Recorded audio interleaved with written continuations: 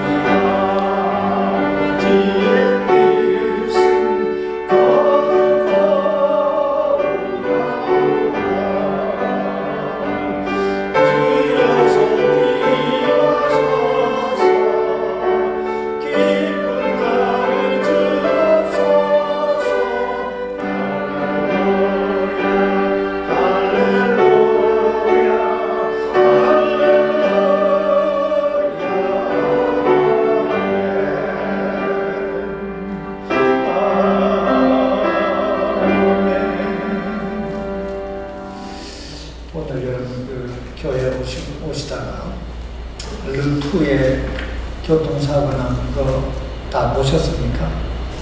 예. 교통사고 난 거 다 보셨죠? 아침에 그 교통사고 난 사람 차를 보니까 앞에 차는 내가 못 봤고 뒤에 차 이렇게 받은 차를 보니까 에어백이 다 터졌더라고요. 근데 다행히 뭐 그렇게 인명피해는 없었을 것 같다 하는 생각을 했어요. 근데 여하튼 아침에 그 사람은 집을 나서면서 어떤 생각을 하면서 집을 나섰을까요? 우리하고 똑같은 생각을 하면서 집을 나섰을 거예요. 무사히 오늘도 무사히 내가 계획했던 모든 일들이 다 순조롭게 잘 될 거다 생각하고 집을 나섰을 거예요.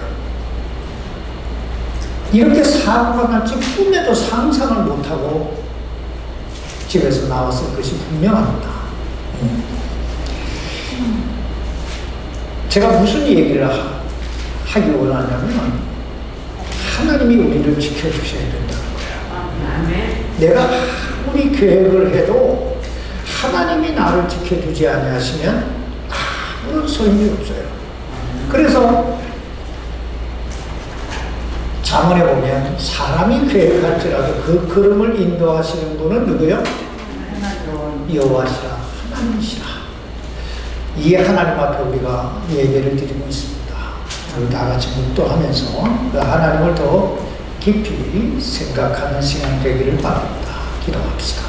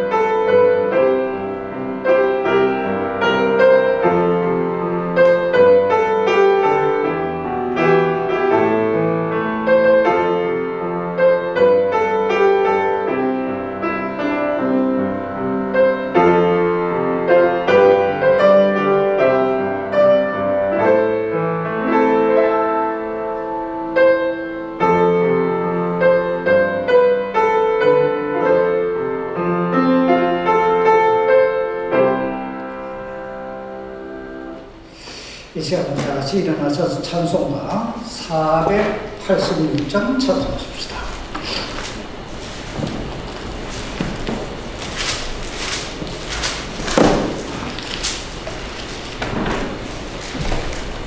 이 찬송 보시는 우리 신대희 집사님 예배를 기도해 주시겠습니다.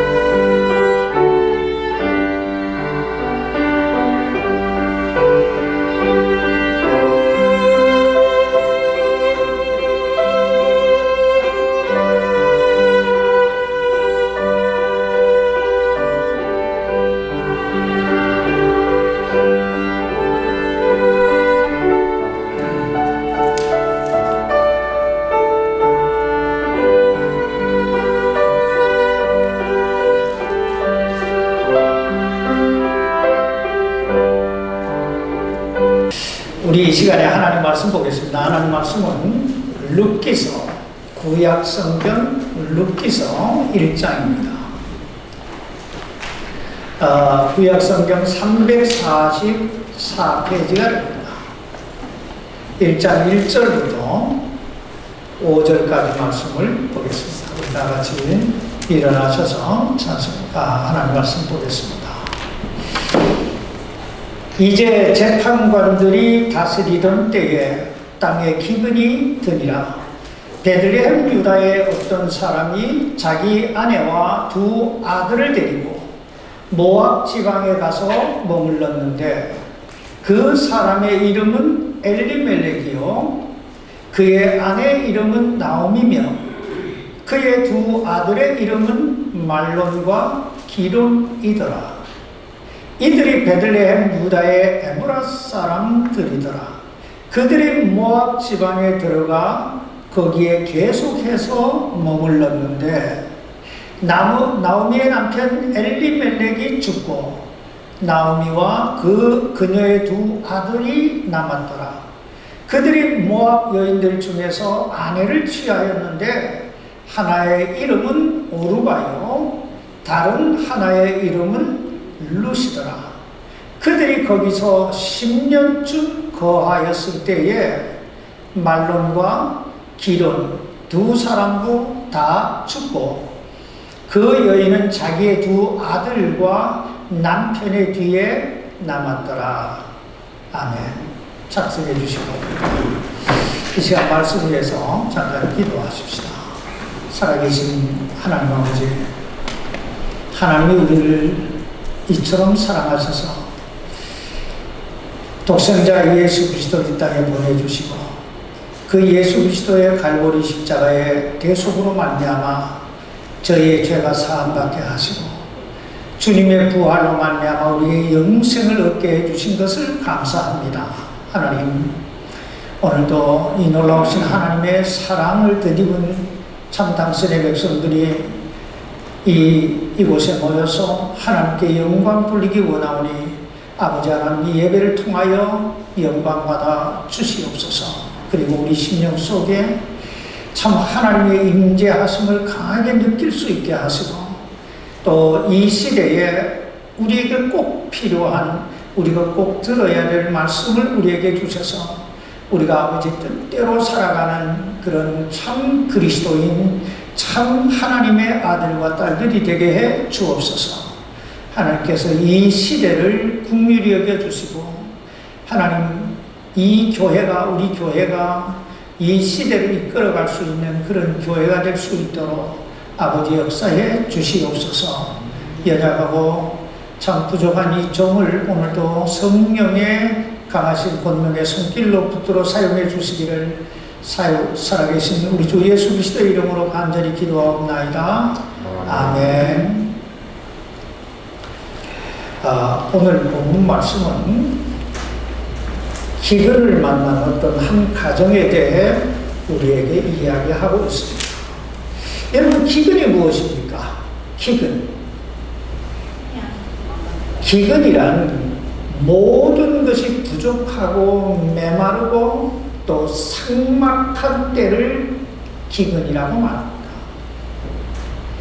오늘날 산업사회에서는 지난날의 그 농경사회나 유목사회에서 겪었던 그런 기근과는 또 다른 기근을 우리는 경험하게 되는데, 예를 들면 지금 우리들이 경험하고 있는 지금 이 코로나 바이러스 19으로 인해서 경험하고 있는 갑자기 직장을 잃어버렸다든지 사업이 어려워서 사업의 실패로 파산됐다든지 하는 이런 모든 것들을 우리는 경제적인 기근이라고 할 수 있지요.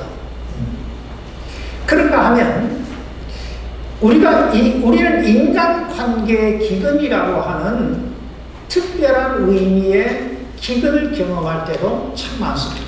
예를 들면 그렇게 사랑하고 믿었던 그런 사람들과의 관계가 언제부터인가 삐그덕거리기 시작하고 거리감이 생긴다든지 배신을 당했다든지 하는 이 모든 것이 인간관계에서 오는 기근이라고 할 수 있습니다. 사실 삶의 모든 고통이 참 힘들고 어렵지만은 특별히 내가 그렇게 믿고 사랑하고 의지했던 그런 사람들과의 관계에서 벌어지는 이런 갈등이나 배신이야말로 우리에게 말할 수 없는 어떤 긴장감, 스트레스, 아픔, 참 고통을, 상처를 가져다 줍니다. 그런가 하면 우리 인생을 살다 보면 신체적인 기근을 만날 때도 있습니다. 예를 들면 어느 날부터인가 갑자기 건강에 대해서 더 민감해진다든지 아니면 허물어져 가는 어떤 여기에 자신의 신체적인 모습 때문에 허무감을 느끼고 참 이 어떤 위기감을, 불안감, 위기감을 느끼게 되는 이 모든 것들이 신체적 기근이라고 할 수 있습니다. 사실 이제 좀 뭔가 살만한데 뭔가 좀 행복해질 수 있을 것 같은데 이 흔들리는 건강 때문에 참 불안감, 허무감이 확 밀려오는 이 신체적 기근, 어떻게 보면 이보다 더 큰 기근은 없을 것 같습니다. 그런데 이 모든 기근보다 훨씬 더 우리를 위협하고 있는 기근이 있는데 그것이 뭐냐면 영적인 기근입니다. 예를 들면 언제부터인가 기도가 메말라버리고 우리 마음속에 찬송이 사라지고 영혼에 대한 열정이 없고 예배에 대한 기대와 감격이 사라지고 하나님의 말씀을 들어도 감동이 없고 참 주님의 사랑에 대한 어떤 감사가 사라지는 이 모든 것을 우리는 영적인 기간이라고 말할 수 있습니다. 오늘 본문 말씀은 어느 한 가정이 그들이 살고 있던 그 삶의 자리에서 갑자기 경험하게 되는 기근에 대해 이야기하고 있습니다. 그리고 그 가정이 자신들 앞에 닥쳐온 그 기근에 대해 어떻게 반응하는가, 그리고 그 반응의 결과는 어떻게 되었는가에 대해 이야기하고 있습니다. 오늘 여러분은 여러분의 삶 속에 다가오는 이 기근에 대해 어떻게 반응하시고 있습니까? 보편적으로 사람들은 자신의 삶 속에 기근이 다가오면 세 가지 정도의 반응을 나타내게 되는데, 첫째는 믿음 안에서 정말 용기 있게 그 기근을 헤쳐나가는 사람들이 있습니다. 즉 자신의 삶에 다가온 이 기근이라는 문제를 끌어안고 이 역경을 어떻게 극복해 나갈 것인가를 주님 앞에 나가서 묻고 어떻게 대처해 나갈 것인가 지혜와 능력을 구하면서 슬기롭게 참 그 기근을 헤쳐나가는 사람들이 있다는 것입니다. 그런가 하면 두 번째는 기근이라는 그 현실 상황을 부정하고 회피하고 그런 사람들이 있습니다. 즉 자신이 직면한 그 삶의 현실에 대해 그것이 기근임에도 여기에 불구하고 기근이 분명함에도 불구하고 그것을 의식적으로 피하려고 하는 그런 사람들이 있다는 거예요. 이런 사람들을 우리는 현실 망각형이라고 합니다. 현실 망각형의 사람들, 즉 자신의 삶이 무너지고 있는데도 불구하고 건강이 무너지고 대인관계가 무너지고 영적으로 무감각해져 가고 있음에도 불구하고 그것을 어떻게 대처해 나갈 것인가 전혀 고민하거나 기도하거나 하나님 말씀 속에서 그것을 해답을 찾으려고 하지 아니하고 그냥 그럭저럭 뭐 될 대로 되라 하고 포기하고 사는 사람들이 있다는 거예요. 세 번째는 자신이 직면한 그 현실 상황으로부터 도피하는 사람들이 있습니다. 즉 복잡하고 고통스러운 그 상황을 피해서 떠나는 사람들이 있다는 거예요. 이런 사람들을 우리는 현실 도피형이라고 말합니다.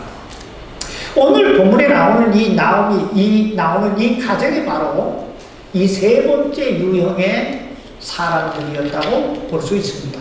그들은 그들의 삶에 기근이 찾아오자 모든 것을 다 포기하고 자신들의 고향인 유다 베들레헴을 떠나서 여기 모압 지방으로 도피했다. 이렇게 말씀하고 있습니다. 그런데 우리들이 여기서 한 가지 기억해 둬야 할 게 있는데 그게 뭐냐면 현실 도피는 결코 문제 해결에 전혀 도움이 되지 않는다는 거예요. 응? 오늘 베들레헴을 떠나서 모압으로 내려갔던 이 가정의 이름은 뭐예요?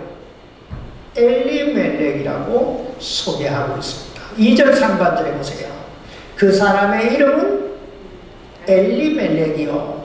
근데 이 엘리멜렉이라고 하는 이름이 참 좋은 이름이에요.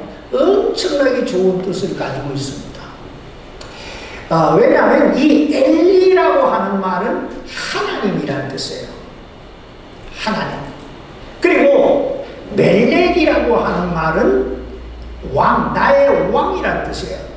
그러니까 이 두 단어가 합쳐지면 My God is King 이라는 뜻이에요. 나의 하나님은 왕이시다. 이 얼마나 좋은 이름입니까? 아마 그의 부모들이 그에게 만왕의 왕이 되신 하나님만 의지하고 믿고 살아가라고 그에게 이런 이름을 지어줬을 것입니다. 그러나 어느 날 그의 삶 속에 기근이 찾아오자 그는 그 신앙을 저버리고 모압 지방으로 내려갔다고 말씀하고 있습니다. 우리가 성경을 읽다가 그리고 우리가 신앙생활하다가 보면 참 안타깝다 하는 그런 상황을 만나게 되는데 아마 오늘 이 본문에 나오는 이 엘리멜렉의 경우가 그런 경우가 아닐까 그렇게 생각을 합니다. 그가 정말 하나님은 나의 왕이시라는 그 믿음을 굳게 잡고 그 하나님만 의지하며 살았다면 그는 결코 하나님의 떡집인 이 베들레헴을 떠나지 않았을 것입니다. 아니 이럴 때일수록 다 하나님께 매달리고 기도했을 거예요. 왜냐하면 우리 하나님은 전능하신 엘사다의 하나님이시기 때문에 우리가 그 하나님의 능력을 굳게 믿고 그분만 온전히 의뢰하고 기도하면 하나님은 우리에게 다가온 이 기근의 문제를 능히 해결해 주실 줄 믿습니다. 또 오늘 본문에 보면 그의 아내의 이름을 뭐라고 소개합니까? 2절 말씀 계속 보세요. 그의 아내의 이름은 나옴이며 그랬죠. 이 나옴이라고 하는 이름의 뜻도 참 아름다운 이름이에요. 기쁨이라는 거예요. 희락이라고 하는 뜻을 가지고 있어요. 얼마나 좋은 이름이에요. 하나님은 나의 기쁨이요 하나님 나의 희락이시라. 엄청나게 좋은 이름이잖아요. 그러나 저들의 삶 속에서 기근이라고 하는 이 역경과 시련이 찾아오자 그 아름다운 신앙 다 버려버리고 모압 지방으로 갔다고 말씀하고 있습니다. 그렇다면 여러분, 왜 저들은 이 하나님의 떡집인 베들레헴을 떠나기로 결심했을까요? 왜 떠나기로 결심했을까요? 그것은 아마 모압으로 가면 좀 더 잘 먹고 잘 살 수 있지 않을까 하는 어떤 기대와 소망이 있었기 때문에 내려갔을 거예요. 그죠? 근데 그 결과는 어떻게 되었다고 말씀하고 있습니까? 조금 후에 우리가 자세히 보게 되겠지만, 처음에는 참 저들의 계획대로 모든 게 다 순조롭게 다 잘 되어가는 것 같이 보였을 거예요. 그러나 결국에는 더 큰 고통과 더 큰 아픔이 저들을 기다리고 있습니다. 그러므로 로마서 15장 4절에 보면 이런 말씀이 나와요. 무엇이든지 전에 기록된 것은 우리의 배움을 위하여 기록되었으니. 무슨 뜻일까요? 성경에, 하나님께서 이 성경에 이런 이야기들을 기록해 주신 것은 오늘을 살아가고 있는 우리에게 교훈을 주시기 위해 이걸 보고 배우라고 우리에게 주셨다, 이 말씀이에요. 그러므로 우리가 말씀을 볼 때마다 참 이 말씀 속에서 하나님이 나에게 주시는 그 메시지, 그 음성을 들을 수 있어야 됩니다.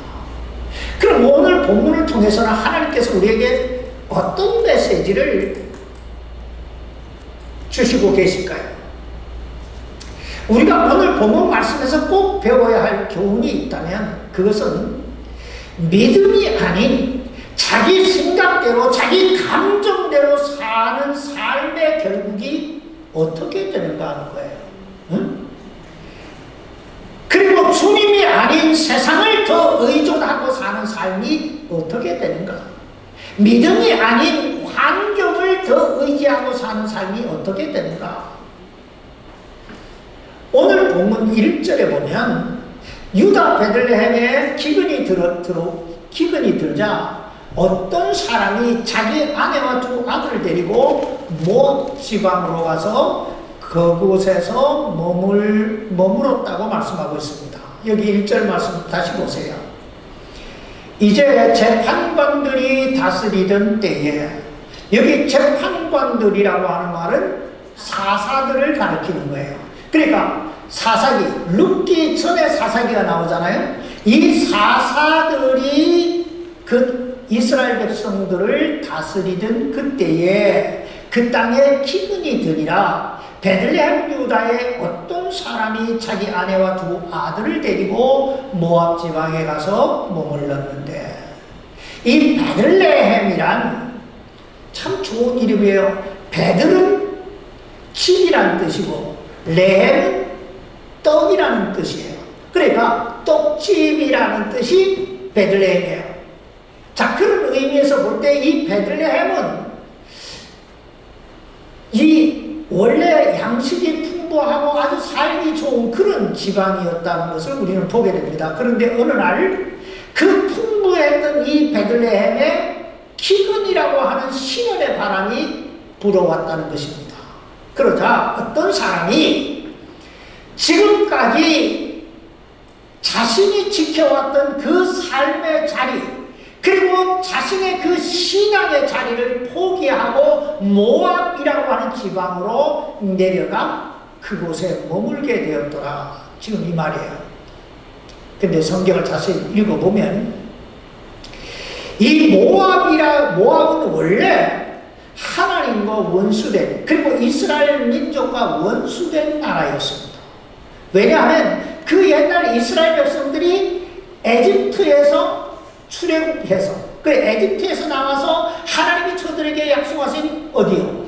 젖과 꿀이 흐르는 가나안 땅으로 가는 길목에서 계속 저들의 행진을 방해했던 사람들이 바로 모압 사람들이야. 자, 게다가 모압 사람들은 철저하게 하나님을 배척하고 우상을 섬겼던 그런 사람들이에요. 그러므로 그곳에는 온갖 부도덕과 여기에 죄악이 넘실대는 마치 소돔과 고모라 같은 그런 땅이었다는 거예요. 그럼에도 불구하고 어떤 사람이 누구예요? 엘리멜렉이죠. 엘리멜렉이 하나님 땅도 자기 민족도 자기의 신앙도 다 팽개쳐버리고 먹을 양식만 구할 수 있다면 이라는 이 육신적인 생각 하나만 가지고 모압 땅에 내려가 그곳에 머물렀다는 것입니다. 여러분, 이 얼마나 참 안타까운 사람이에요. 이 얼마나 하나님의 사람답지 않은 그런 행동입니까? 우리가 인생을 살다 보면 누구에게나 그 종류는 다르고 그 형편은 다르다 할지라도 기근이라고 하는 바람이 불어올 수 있습니다. 즉 누구에게나 그 내면 속에 들어가 보면 경제적인 면, 아니면 신체적 이 건강의 문제, 아니면 대인관계, 이런 모든 부분에서 어느 정도의 다 기근을 경험하고 아픔을 겪고 있다는 얘기입니다. 문제는 바로 그럴 때 우리가 어떻게 반응할 것인가 하는 거예요. 어떻게 이 기근에 대해서 반응할 것인가? 왜냐하면 내가 어떻게 반응하느냐에 따라서 그것이 나의 삶의 미래를 결정해주고 또 지금 내가 어떤 삶을 살고 있는가, 내가 누군가를 보여주는 거울과 같은 것이기 때문에 그래요. 응? 내 신앙의 모습을 보게 된다 이런 얘기입니다. 그러므로 오늘부터 3주 동안 3주에 걸쳐서 이 룻기서 1장 1절부터 22절까지 3번 설교를 선택이라고 하는 제목으로 설교를 하게 될 텐데 여러분 이 하나님의 음성을 좀 잘 들어보십시다. 그럼 먼저 이 기근의 의미와 그리고 엘리멜렉의 가정은 왜 모압을 선택했는가, 그리고 그 결과는 어떻게 되었을까 하는 이 세 단어로 나누어서 오늘 한번 생각을 해보십시다. 첫 번째, 기근의 의미입니다. 기근의 의미. 즉 우리 삶 속에 왜 이런 기근들이 찾아오는가 하는 거예요. 우리는 우리의 삶에 어떤 역경과 시련의 바람이 불어올 때마다 하나님 앞에 나가서 이렇게 묻습니다. 하나님, 왜 하필이면 나에게 이런 고통이 주어지는 것일까요? 하나님, 왜 하필이면 내 가정에, 내 산업에, 내 직장에, 내 건강에 이런 기근을 주십니까?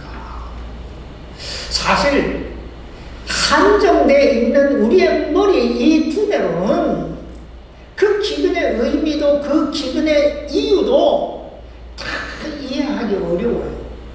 왜 이런 기근이 나에게 오고 나에게 이런 아픔들이, 이런 고통들이 주어지는지 사실 다 이해할 수가 없어요. 그러나 우리가 이 성경에서 대체적인 어떤 왜 기근이 오는가 하는 걸 우리가 살펴보면 첫 번째, 하나님의 징계일 수 있습니다.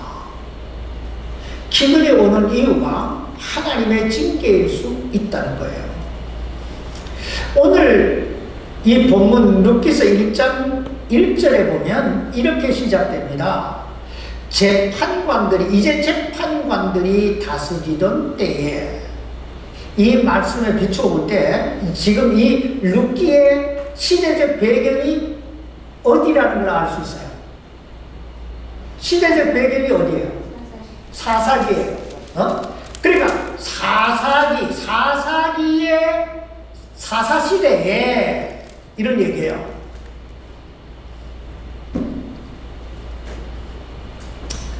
사사기를 읽어보면 사사들이 다스리던 그 시대는 한마디로 영적 암흑기였다고 볼 수 있습니다.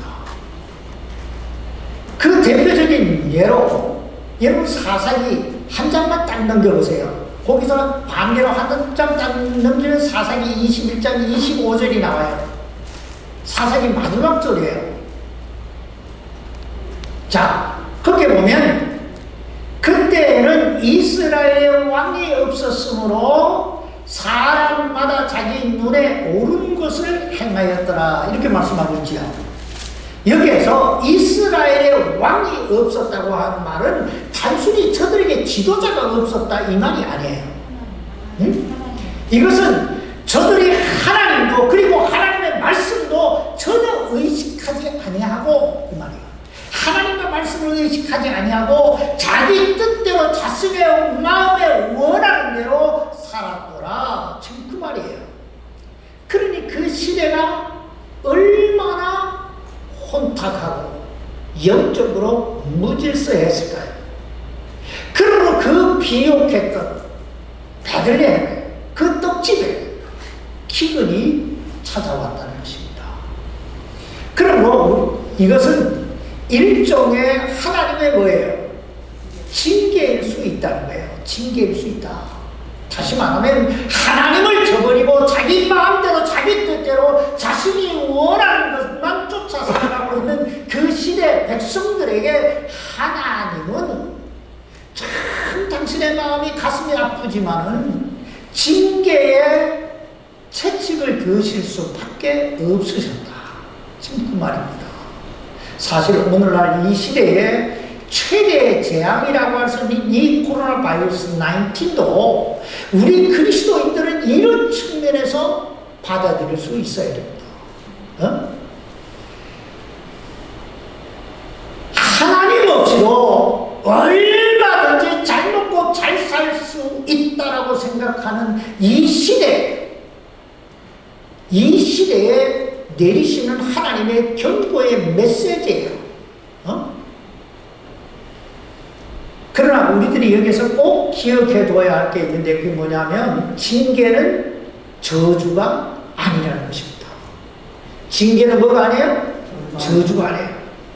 즉 징계는 하나님께서 우리를 사랑하시기 때문에 우리를 바르게 하시고 의롭게 하시고 새롭게 하시기 위해 주시는 사랑의 메시지지 절대 망하게 하려고 주시는 저주가 아니에요. 그러므로 우리의 삶의 기근이 다가올 때 우리가 생각해야 될 건 이거예요. 하나님께서 나를 사랑하시기 때문에 나를 포기하실 수가 없으셔서 나를 깨우쳐 주시기 위해 나를 새롭게 하시기 위해 주셨을 수도 있다라고 받아들여야 된다는 거예요. 응? 우리는 징계의 측면에서 이 기근을 받아들여야 된다. 그래서 우리 자신을 돌아보는 기회로 삼을 필요가 있다는 거예요. 두 번째는 기근은 하나님의 시험일 수 있습니다. 즉 기근은 징계의 차원에서도 볼 수 있지만은 시험의 차원에서도 볼 수 있다는 거예요. 다시 말하면 우리 하나님은 때때로 당신의 백성들인 우리가 정말 얼마나 하나님만 의지하고 사는가, 얼마나 믿음으로 사는가, 얼마나 성숙된 그리스도인이 되어 있는가 이것을 보시기 위해 그리고 더 나아가서 그것을 통해서 우리의 신앙을 더 견고하게 우리의 인격을 더 다듬으시기 위해 이 기근이라고 하는 도구를 사용하실 때가 있으시다는 거예요. 사실 그 사람의 신앙의 어떤 진정성 그 진정성은 날이 맑고 하늘이 아름답게 보이고 순풍에 도출을 단듯 여기 인생의 행로가 잘 나갈 때는 알 수가 없어요. 알 수가 없어요. 응? 어떤 사람들은 예수 믿으면 고통이 면제된다고 말합니다. 또 어떤 사람은 고난이 왔다가도 물러간다고 말합니다.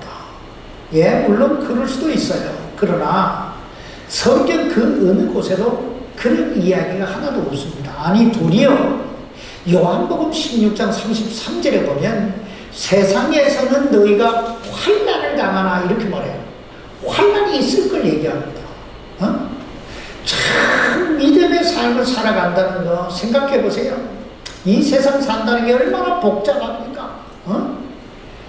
참 더더욱이나 이민 생활한다고 하는 거 이 진짜 어렵고 힘들잖아요. 문화적 차이, 언어적 개념이 있지요. 참 뭐 어떻게 알아듣지 벙어리 반 귀머거리로 살아가잖아요. 반 알아들어도 이거 잘 알아듣는 거고, 참 얼마나 힘든 우리가 삶을 살아가요. 그러나 감사한 건 우리 구원받은 그리스도인들에게 다가오는 환난은 그 환난 자체로 끝나지 않는다는 거예요. 그 환난 자체로 끝나지 아니하고 그 환난으로 인해 더 성숙되고 더 믿음이 견고해지는, 그래서 하나님 앞에 더 놀랍게 쓰임받게 되는 기회가, 찬스가 된다는 거예요. 믿습니까? 우리는 이 기근을 바라보는, 생각하는, 이해하는 이 정도가 달라야 돼요. 응? 세 번째, 기근은 하나님의 콜링, 하나님의 부르심일 때가 많습니다.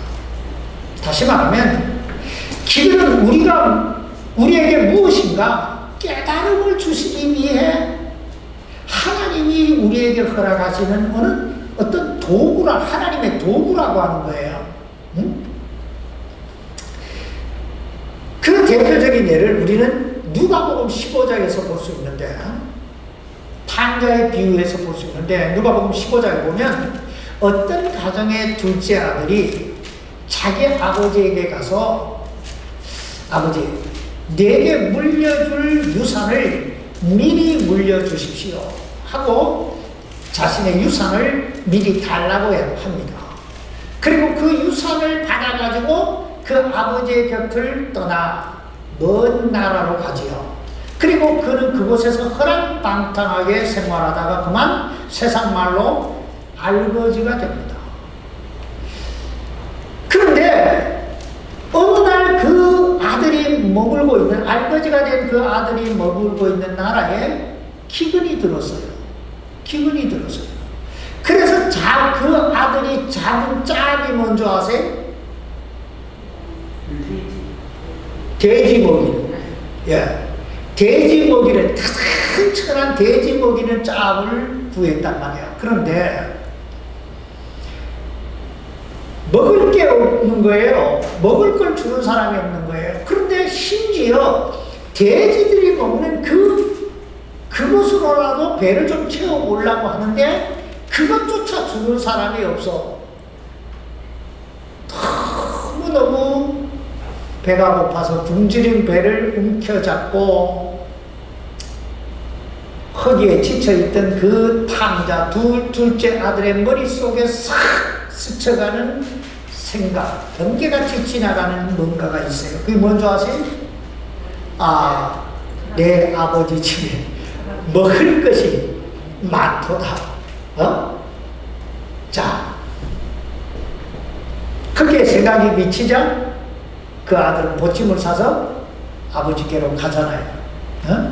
물론 이 이야기는 하나님을 떠난 인생이 어떻게 되는가, 그리고 결국 하나님께로 돌아올 때만이 그 인생이 가치가 있고 보람이 있고 참 풍성한 삶을 이룰 수 있다고 하는 비유적인 이야기입니다.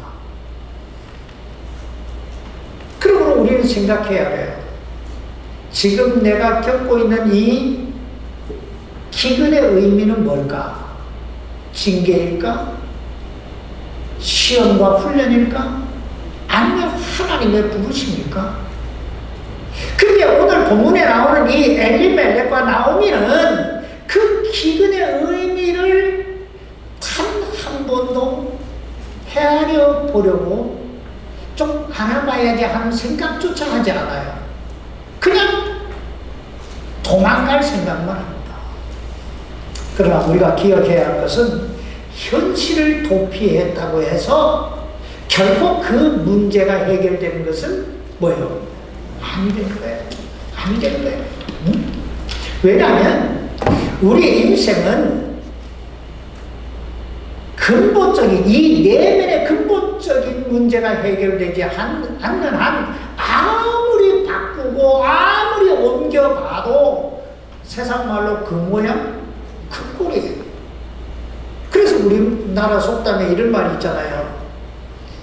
안에서 새는 쪽박, 밖에서도 샌다고 근본적인 문제가 해결되지 않으면 여기 가든 저기 가든 기근은 계속 똑같은 기근을 겪어야 돼요. 응? 생각해 보세요. 문제는 내 속에 있는데, 환경이 바뀐다고, 여건이 바뀐다고 내 속에 있는 문제가 해결될까요? 응? 그러고 생각해야 돼요. 지금 내가 직면하고 있는 이 문제가 무엇일까? 이게 징계일까? 시험일까? 하나님의 부르심일까? 훈련일까? 왜냐하면 이 모든 문제는 내가 하나님과 올바른 관계를 맺을 때만이 해결될 수 있기 때문입니다.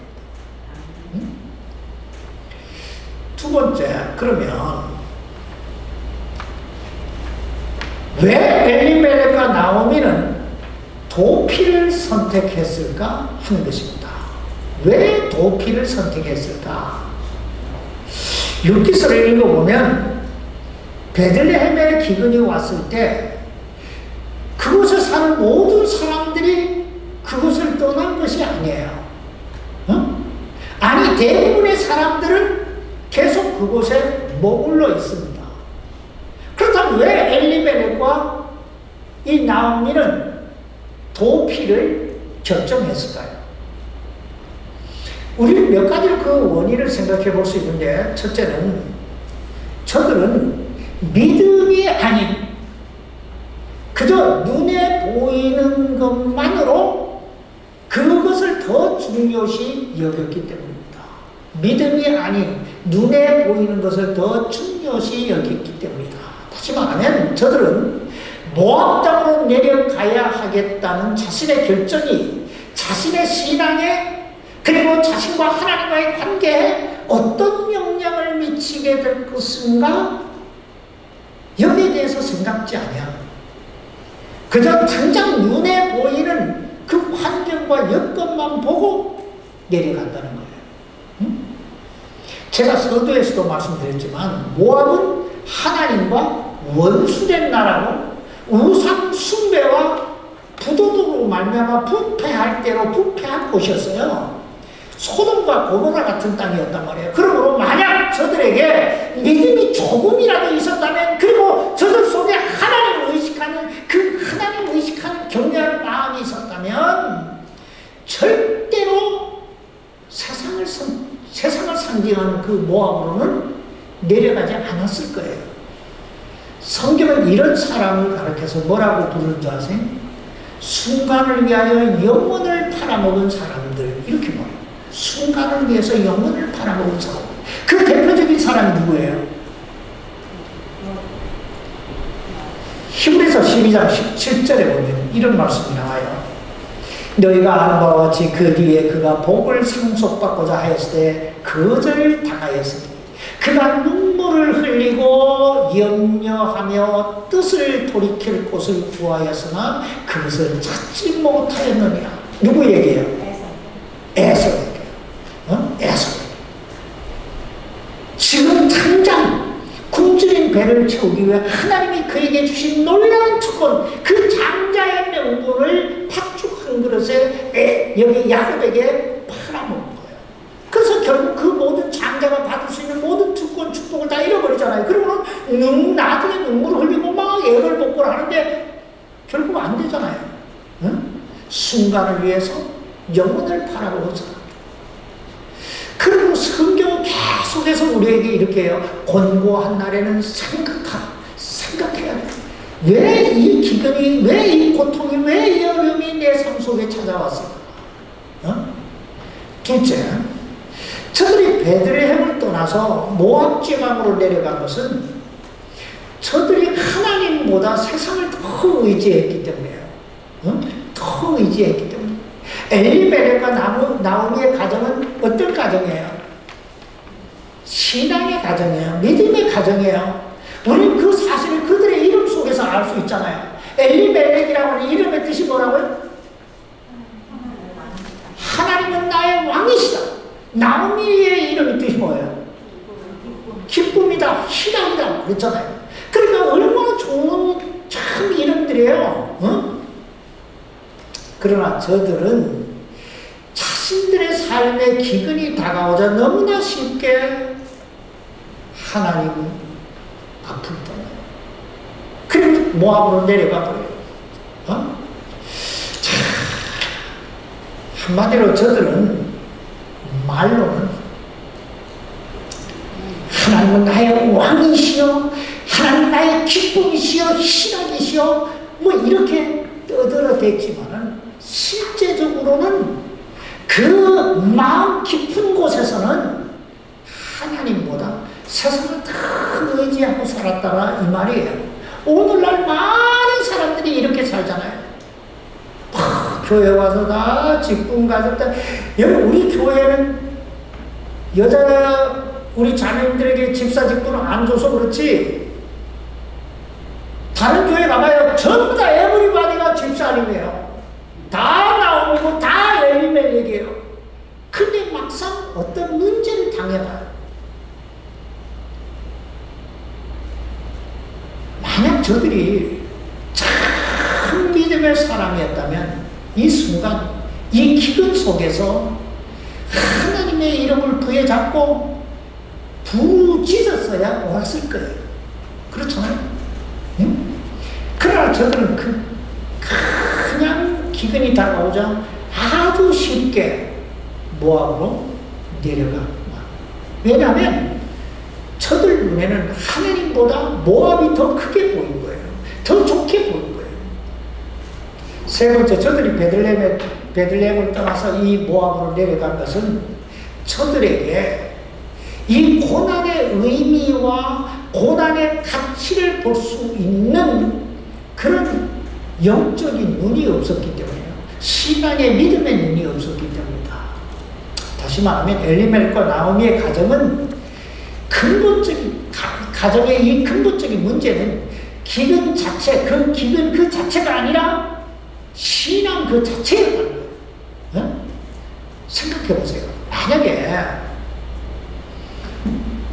저들에게 영적인 눈이 열려 있었다면, 그리고 영적인 귀가 열려 있었다면, 저들은 그 기근을 통해서 하나님께서 지금 이 기근을 통해 내게 무엇을 가르쳐 주시기 위함일까 하고 하나님 앞에 나가서 무릎을 꿇고 참 주님 앞에 매달렸을 거예요. 마치 야곱의 약국 가까이서 하나님 붙들고 씨름했듯이 하나님 앞에 씨름했을 거예요. 그러나 저들은 이미 영적인 눈이 어두워져서 분별력이 상실돼서 그냥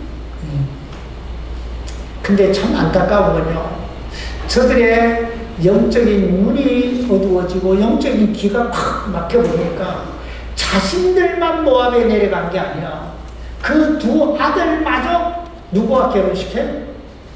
모압 여인들, 즉 이방 여인들과 혼인까지 시켜버리잖아요. 성경을 읽어보면 때때로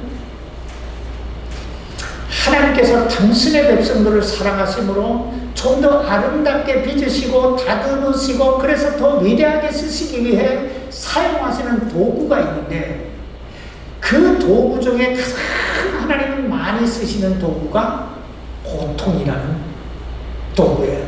고난이라는 도구예요. 모든 일이 잘 되고 평탄할 때는 누구나 다 무엇이든 잘할 수 있어요. 응? 교회도 잘 다닐 수 있고 헌금도 잘할 수 있고 돈도 많이 들어오니까 할 수 있고 뭐 이 서비스도 잘할 수 있고 그래요. 그런데 문제는 고난이 왔을 때,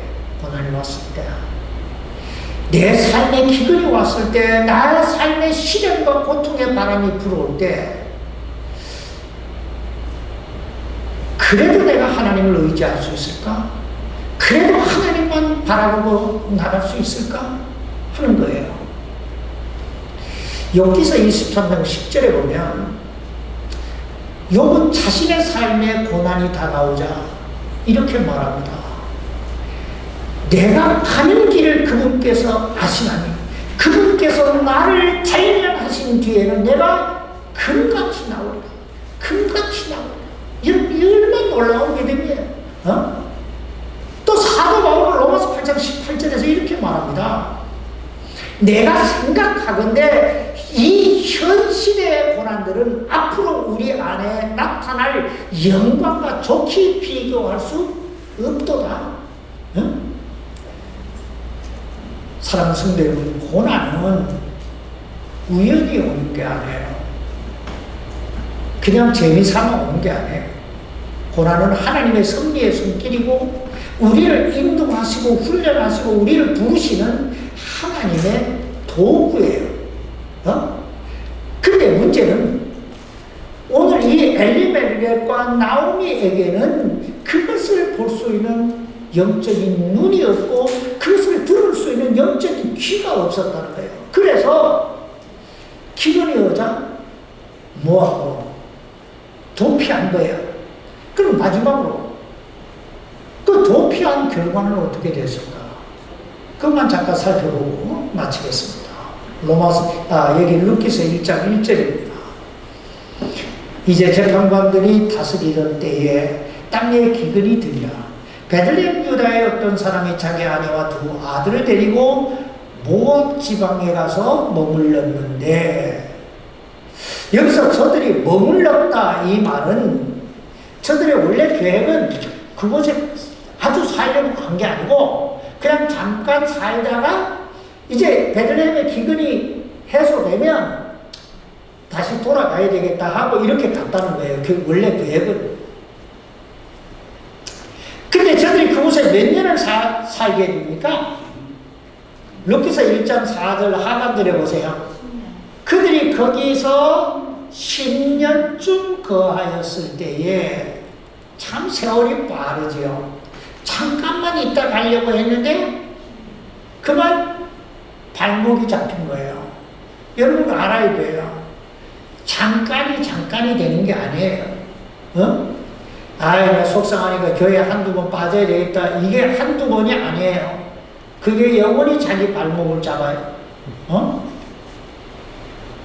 자, 그럼 그 10년 동안 저들에게 어떤 일이 일어났을까요? 3절 보세요.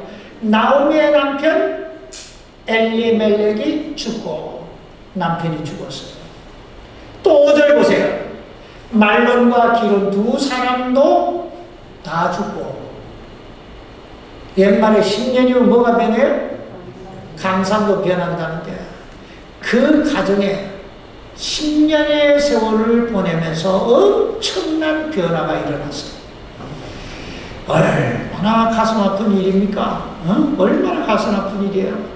좀 더 안전하고 좀 더 나은 환경에서 좀 더 편안하고 좀 더 행복하게 잘 살아보겠다고 이 모압 땅에 내려왔는데 하나님도 버리고 자신의 신앙도 버리고 조국도 버리고 고향 땅도 버리고 이곳에 내려왔는데 변해도 너무 변했잖아요. 그러므로 사랑하는 성도 여러분, 기억하십시오. 기근은 누구에게나 다 올 수 있습니다. 기근은 누구에게나 어때요? 다 올 수 있다. 나만 당하는 게 아니에요. 나에게만 오는 게 아니에요. 고통은 나만의 전유물이 아니에요. 너도 오고 나도 다. 그리고 기근이 왔다고, 그러므로 기근이 왔다고 두려워하거나 낙심하거나 원망하거나 도망하거나 하지 말고, 첫째, 여기 보세요. 믿음의 눈을 크게 뜨고 나에게 다가온 이 고난과 기근을 똑바로 봐야 돼요. 똑바로 봐야 돼요. 이거 자꾸 기근이 왔다고 눈을 자꾸 내리깔고 있으면 이미 게임 오버 졌어요. 개싸움 하는 거, 우리 옛날에 손집사님이 그러셨네. 개싸움 하는 거, 개하고 딱 볼 때 개가 덤벼들려면 개 눈을 잘 똑바로 쳐다보면 개가 함부로 안 덤벼든대요. 그러니까 믿음의 눈을 가지고 나에게 다가오는 그 기근을 똑바로 봐야 돼. 두 번째, 지금 나를 아프게 하고 힘들게 하는 그 기근의 원인이 무엇일까를 생각을 해야 돼요. 즉 하나님께서 왜 지금 나에게 이런 기근을 허락하셨을까? 훈련일까? 징계일까? 아니면 시험일까? 이걸 봐야 돼요. 이걸 생각해요. 첫 번째는 그 문제를 바라봐야 돼요. 두 번째는 생각해야 돼요. 세 번째는 하나님의 도우심을 구하시기 바랍니다. 기도해야 돼요. 아무리 작은 문제도 하나님이 없이 당하고 하나님이 없이 당하면 그것은 엄청나게 큰 문제가 돼요. 아무리 큰 문제라 할지라도 주님이 나와 함께 하시면 아주 작은 문제가 될 줄 믿습니다. 그런데 여러분 기도하세요. 기도해야 돼요. 네 번째, 기대하시기 바랍니다. 뭘 해요? 기대하세요. 즉 모든 것을 합력하여 선을 이루시는 하나님께서 이 기근을 통하여 나에게 무엇을 주실 것인가? 그걸 기대하라는 거예요. 마지막으로 인내하시기 바랍니다. 기다려야 돼요. 기다려야 돼요. 그리하면 나의 왕 되신 하나님께서 반드시 역사하실 것이고, 그리고 우리는 곧 이 환경과 여건을 초월하시는 그 하나님의 그 엄청난 능력의 손길을 체험하게 될 줄 믿습니다. 하나님께서 오늘 우리 모두에게 하나님의 능력의 손길로, 우리 모두를 하나님의 능력의 손길로 안위해 주시기를 우리 주님의 이름으로 축원합니다. 기도하십시다. 살아계신 아버지 하나님, 우리는 너무나 연약하고 참 부족하고 우리의 믿음이 겨자씨만한 믿음도 없어서 조금만 바람이 불어와도 흔들흔들하고 조금만 고통이 와도 못 살겠다고 아우성치고 참 하나님을 붙들고 매어달려 기도하기보다는 우리의 머리 더 의지하고 우리의 환경을 더 믿고 우리의 주머니를 더 의지하며 살 때가 많습니다. 하나님, 그러나 참 오늘 이 본문을 통하여 우리가 배울 수 있었던 것처럼 그거 얼마 가지 못한다는 것, 아버지 하나님 우리가 깨달아 알 수 있게 하시고, 그래서 오직 영원하시고 전능하시고 우리를 가장 사랑하시고 우리를 우리보다 더 잘 아시고 우리의 문제를 해결해 주실 수 있는 하나님만 붙들고 의지하며 나가는 저희가 되게 해 주옵소서. 아버지 하나님, 결코 참 넘어져서 쓰러져서 아무것도 못하는 그런 나약한 우리가 되지 말게 하시고 야곱처럼 주님 붙들고 일어서는 자들이 되게 해주시기를 우리 주 예수 그리스도 이름으로 간절히 기도하옵나이다. 아멘. 이 시간 우리 다 같이 일어나셔서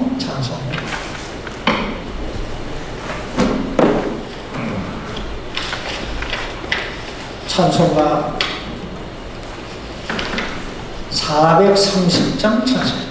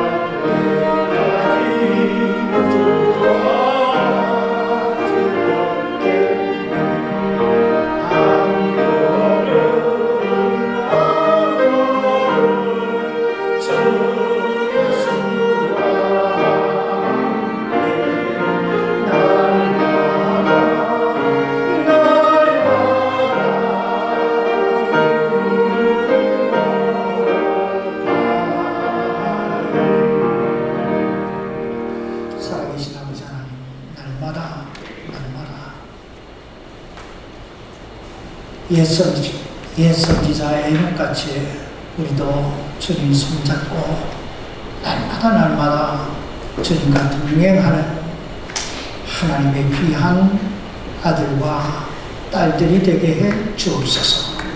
그래서 에녹이 참 들림받았던 것처럼 우리 모두가 주님 재림의 날에 들림받고 할렐루야 찬송하며 참 주님과 그 영원한 영광을 누리는 우리 모든 성도들이 되게 해 주옵소서.